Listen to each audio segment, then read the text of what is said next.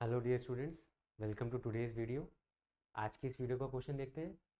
Benzene reacts with concentrated HNO3 in the presence of concentrated H2SO4 to give nitrobenzene. ठीक है, हमने पढ़ा है जनरली H2SO4 और जो HNO3 होता है इसका जो मिक्सचर होता है जिसको हम लोग क्या बोलते हैं, नाइट्रेटिंग मिक्सचर।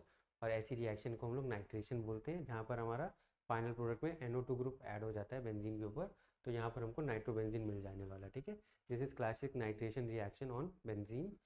अब यहाँ पर जो क्वेश्चन पूछा है वो दूसरे तरीके से पूछा। नाउ दे हैव आज the category of the this reaction, like this reaction underlies under what reaction, is it electrophilic addition, nucleophilic addition, electrophilic substitution या फिर nucleophilic substitution. Now they want to know the mechanism of the reaction. ये reaction में अगर जो भी चीज़ें add हुई हैं तो वो किस तरीके से ऐड हुई हैं, कौन सा पाथ फॉलो करके ऐड हुई हैं। Let us understand the mechanism and the explanation of the question.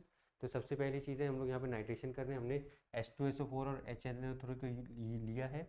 So this is the nitrating mix. ठीक है, नाइट्रेटिंग मिक्सचर का काम क्या होता है आपका यहाँ पर, इलेक्ट्रोफाइल को जनरेट करना। So we are generating a electrophile which is called as nitronium ion. NO2 के ऊपर पॉजिटिव चार्ज है। Now this is electrophile reaction, तो हमारा रिएक्शन का नाम इलेक्ट्रोफिलिक तो होने वाला है। अभी एडिशन है कि सब्स्टिट्यूशन, उसको आगे समझते हैं।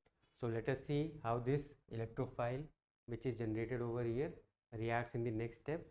ठीक है, तो ये हमारा जो इलेक्ट्रोफाइल जनरेट हो गया। सो आप देख रहे हो यहाँ पे बेंजीन है, बेंजीन के double bonds acting as a nucleophile, they will attack on the electrophile NO2+।